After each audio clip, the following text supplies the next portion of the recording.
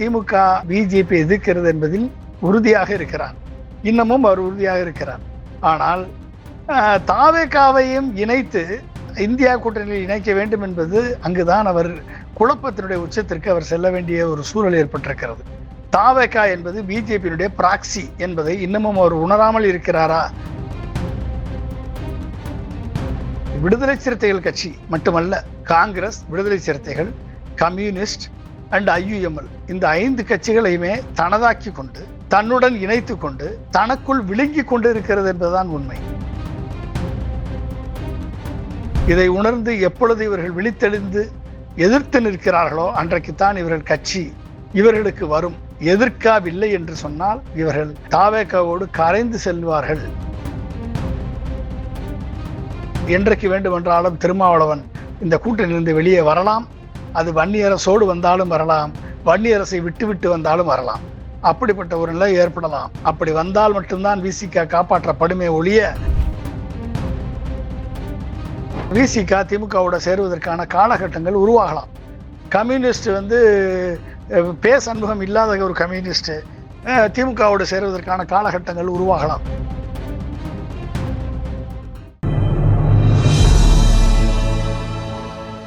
Tamil news நேயர்களுக்கான வணக்கம். இன்றைய சிறப்பு நேர்காணலில் நம்மோடு இருந்திருப்பவர் மேனாள் குடியரசுத் தலைவர் டாக்டர் APJ அப்துல் கலாம் அவர்களுடைய அறிவியல் மற்றும் அரசியல் ஆலோசகர் டாக்டர் பொன்ராஜ் சார்.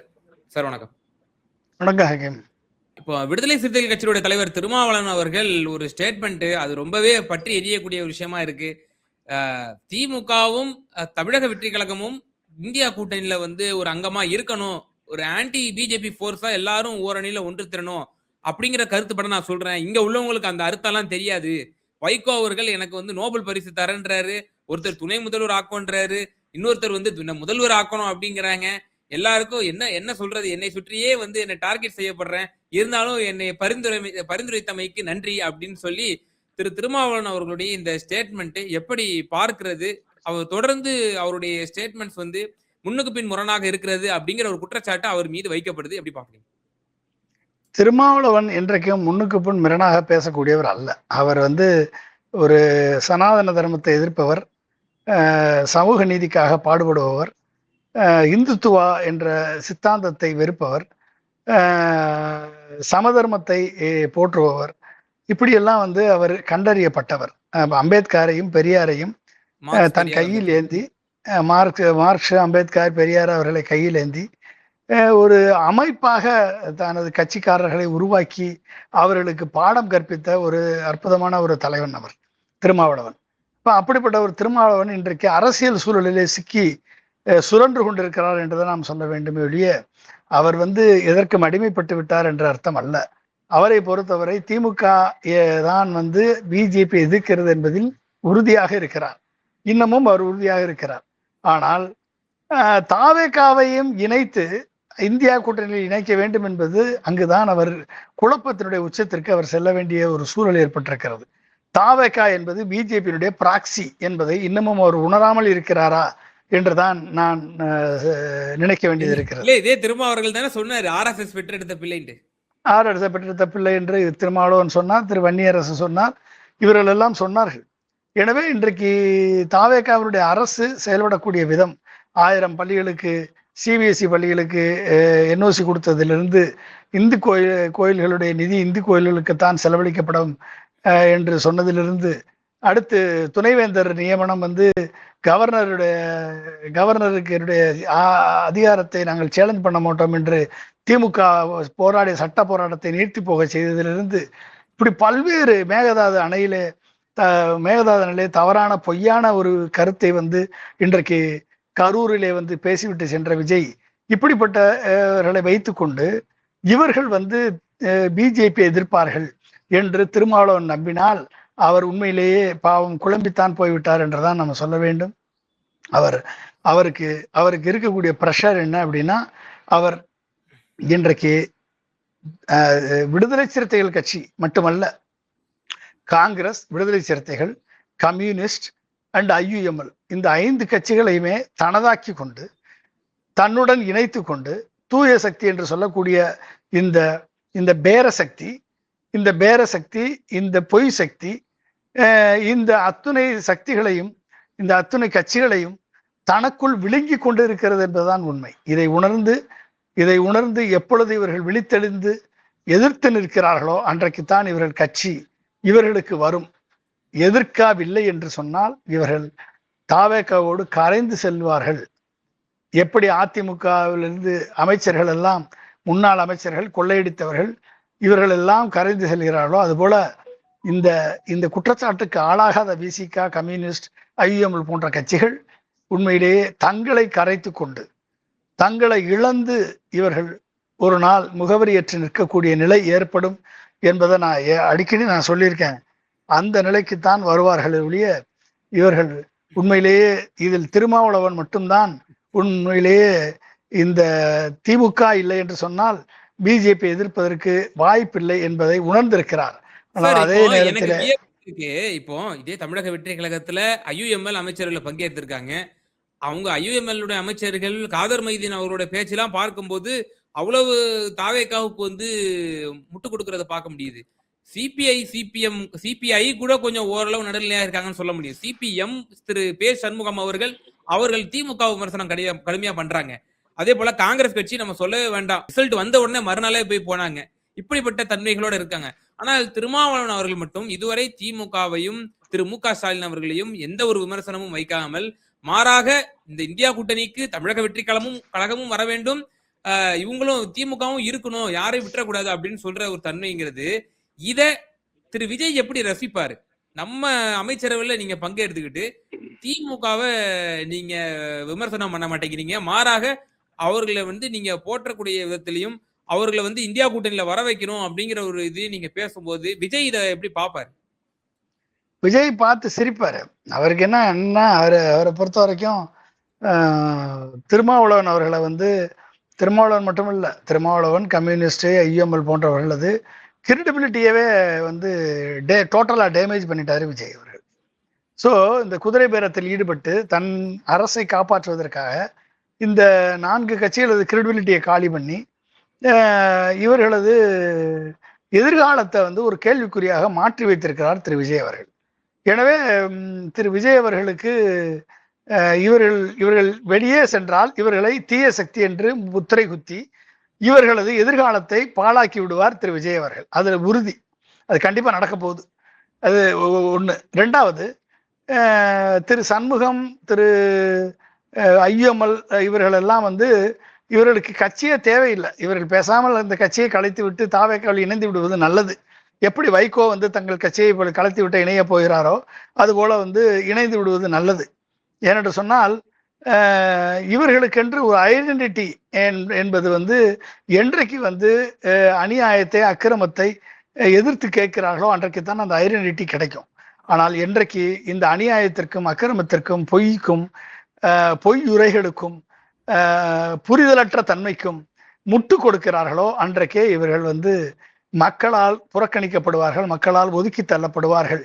இந்த உண்மையை உணர்ந்ததினால்தான் திரு திருமாவளவன் அவர்களால் தங்கள் கட்சிக்காரர்கள், இன்றைக்கு பெரும்பாலான கட்சிக்காரர்கள் தாவேகா பக்கம் சென்று விட்டார்கள் என்ற ஒரு நிலையை ஆதவர்ஜுனா ஏற்படுத்தி இருக்கிறார். ஆதவர்ஜுனா என்ற ஒரு நபர் விடுதலை சிறுத்தைகளை ஒழிக்காமல் விடமாட்டார். இப்பொழுது சிபிஎம்ஐயும் ஒழிக்காமல் விடமாட்டார். இப்பொழுது சிபிஐக்கு ஒரு வாய்ப்பு இருக்கிறது. ஒட்டுமொத்த சிபிஎம்ஐயும் சிபிஐ கைப்பற்றி உண்மையிலேயே ஒரு தனிப்பட்ட ஒரு கம்யூனிஸ்ட் கட்சியாக மாறுவதற்கு வாய்ப்பு இருக்கிறது. ஏனென்று சொன்னால் திரு சண்முகம் தலைமையில் சிபிஎம் இனிமேல் தேறுவதற்கு வாய்ப்பில்லை என்பது தெளிவாக தெரிந்துவிட்டது. ஐயுஎம்எல் என்றைக்கோ முஸ்லிம் சமுதாயத்தை விட்டு விலகி சென்று விட்டது.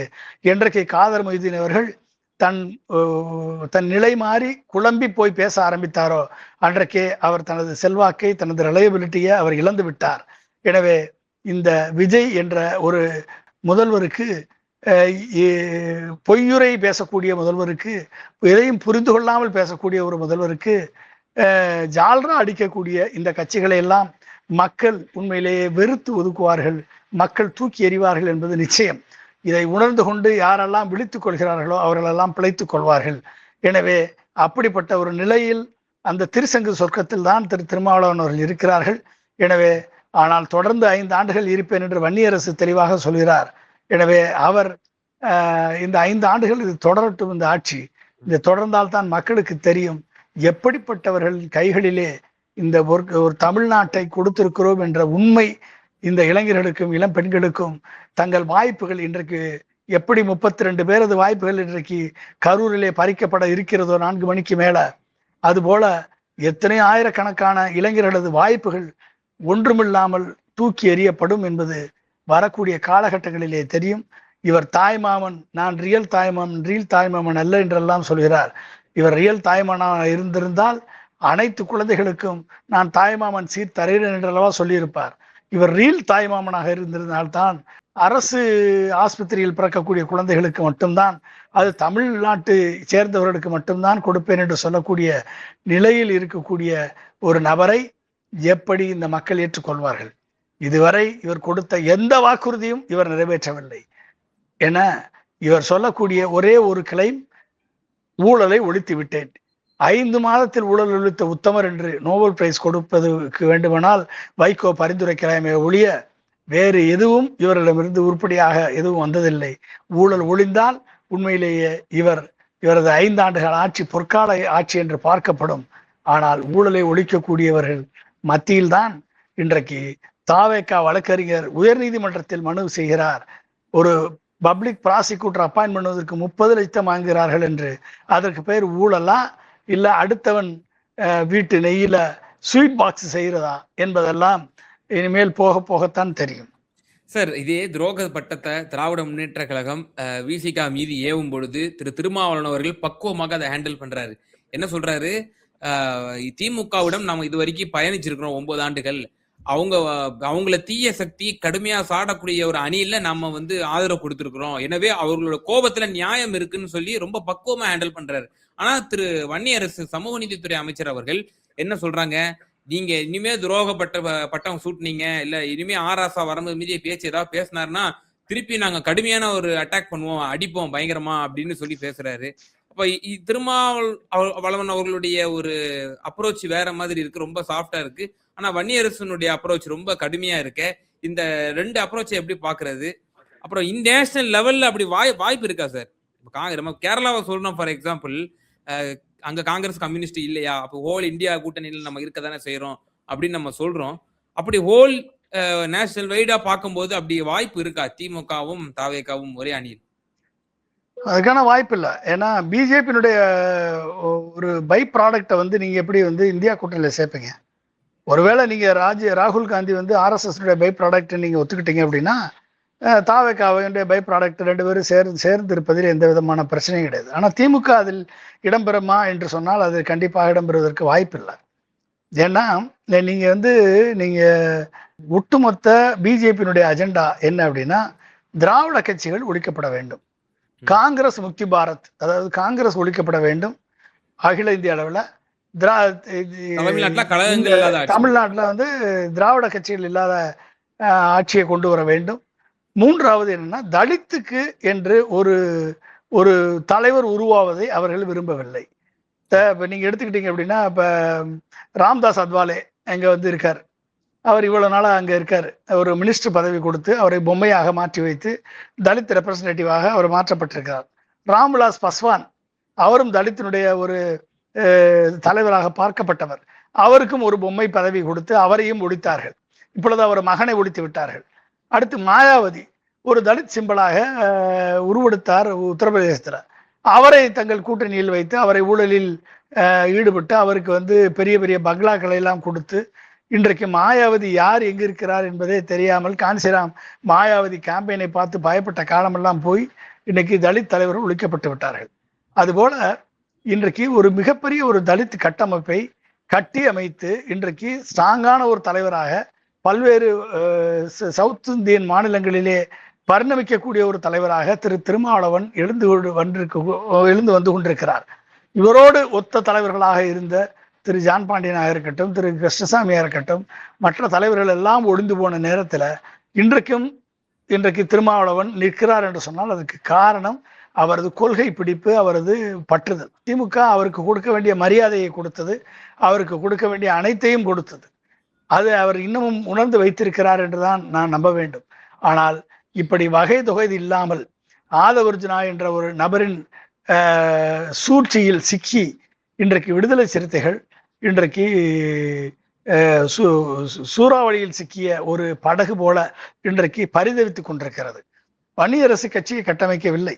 கட்சியை கட்டமைத்து கட்சியை உருவாக்கியவர் திருமாவளவன். வன்னியரசு உடன் இருந்தார், திருமாவளவன் அவர்கள் உடன் இருந்தார், அந்த கொள்கைகளை முழக்கமிட்டார், எல்லாம் ஏற்றுக்கொள்ளவர். ஆனால் இப்பொழுது அவர் மினிஸ்டர். இன்னும் 5 ஆண்டுகளுக்கு அவருக்கு கிடைக்கக்கூடாத பதவி கிடைத்திருக்கிறது. அதை விட்டு அவர் வெளியே வருவதற்கு விரும்பப்பட மாட்டார். ஆனால் என்றைக்கு வேண்டுமென்றாலும் திருமாவளவன் இந்த கூட்டணியிலிருந்து வெளியே வரலாம். அது வன்னியரசோடு வந்தாலும் வரலாம், வன்னியரசை விட்டு வந்தாலும் வரலாம். அப்படிப்பட்ட ஒரு நிலை ஏற்படலாம். அப்படி வந்தால் மட்டும்தான் விசிக காப்பாற்றப்படுமே ஒழிய, இல்லை என்று சொன்னால் இந்த ஒரு மினிஸ்டர் பதவியை வைத்து கொண்டு இந்த மக்களுக்கு எந்தவித நன்மையும் செய்து விட முடியாது. உண்மையிலேயே ஆதவர்ஜுனா எப்பொழுது திமுகவிலிருந்து விசிகாவுக்கு வந்த பொழுது, விசிகா இன்றைக்கு திருமாவளவன் ஒரு எம்எல்ஏவை சேர்த்து விட்டார்கள் திமுகவினர் என்று இன்னைக்கு கோவப்படுறாருல்ல, அதே மாதிரி திமுகவிலிருந்து வெளியே வந்த ஆதவர்ஜுனாவை சேர்த்தவர் திருமாவளவன் தானே. இப்ப அந்த கோபம் வரவு தானே செய்யும். அப்ப அந்த ஆதவர்ஜுனாவை சேர்க்காத என்று அவர்கள் சொன்னார்களா உங்கள்கிட்ட? நீங்கள் சேர்க்கும் பொழுது உங்களுக்கு திருமாவளவன் இந்த ஸ்டேட்மெண்ட்டே முரணானதுதான். ஏன்னா இப்ப இந்த அளவுகளை நீங்க வச்சீங்க அப்படின்னா, இதே ஆதவர்ஜுனா அவர்களை நீங்க சஸ்பெண்ட் பண்ணி வச்சிருந்தீங்க 6 மாசத்துக்கு. நீங்களே சொன்னீங்க 6 மாசம் அவர் வெயிட் பண்ணி இருந்திருக்கணும், தலைவர் அவர் மதிக்கிறாரு அப்படின்னு நீங்களே சொல்லியிருந்தீங்க. அவர் தாவேக்கால போய் இணைஞ்சாரு. அப்ப உங்க கட்சி நிர்வாகி அப்ப அவங்க பர்ச்சேஸ் பண்ணாங்கிற ஒரு கருத்தை அதுல உள்ளடங்காதா? அப்ப தாவேக்கா மீது நீங்க கோபிப்பீங்களாங்கிற கேள்வியும் திருமாவளவன் மீது வரும். அந்த குற்றச்சாட்டு வரும். அந்த குற்றச்சாட்டு திருமாவளவன் புரிந்துதான் வைத்திருப்பார் என்று நினைக்கிறேன் நான்.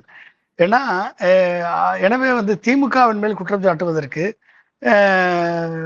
எதுவும் இல்லை. ஆனால் ஒருவேளை ஒரு சூழல் வரலாம். அந்த சூழல் வரும் பொழுது விசிக திமுகவோட சேருவதற்கான காலகட்டங்கள் உருவாகலாம்.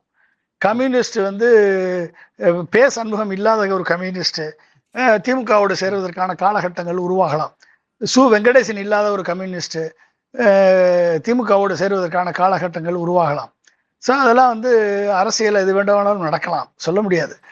எனக்கு இந்த விவகாரத்துல எனக்கு ஒரு முக்கியமான இறுதியான ஒரே கேள்விதான், ரத்தின சுருக்கமா பதிவு செய்யுங்க. இதை திருமாவளவன் அவர்கள் பேசுறாரு அப்படின்னா, அகில இந்திய அளவுல காங்கிரஸ் கட்சியினுடைய தேசிய தலைவராக இருக்கக்கூடிய கார்கே அவர்கள் ஒரு தூது விட்டிருக்காரு திருமாவளவன் அவர்கள் வாயிலாக, திமுகவை நிச்சயமா நம்ம இப்படி விட்டுறக்கூடாது அப்படின்னு சொல்லி கார்கே அவருக்கு இந்த மெசேஜை பாஸ் பண்ணதாகவும், அதன் வெளிப்பாடாக திருமாவளவன் இப்படிப்பட்ட ஒரு கருத்தை சொன்னதாக ஒரு பத்திரிகை செய்தியும் வந்திருக்கு. இப்படிப்பட்ட ஒரு செய்தியும் நிலவுகிறது.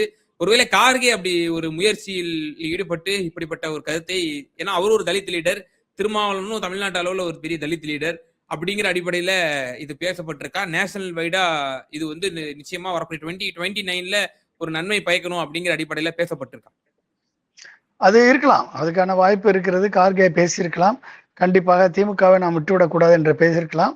அதுக்கு கார்கே ஒரு நல்ல ஒரு விஷயத்தை செய்யணும். ராகுல் காந்தியும் அவர் சுற்றி இருக்கக்கூடிய RSS டீமையும் காங்கிரஸ்ல இருந்து நீக்கிவிட்டால் கண்டிப்பாக திமுக காங்கிரஸோடு சேர்ந்து செயல்படலாம். எந்த விதமான பிரச்சனையும் இல்லை, கண்டிப்பா செய்யலாம்.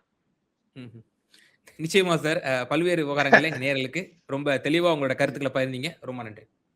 நன்றி, தேங்க்யூ.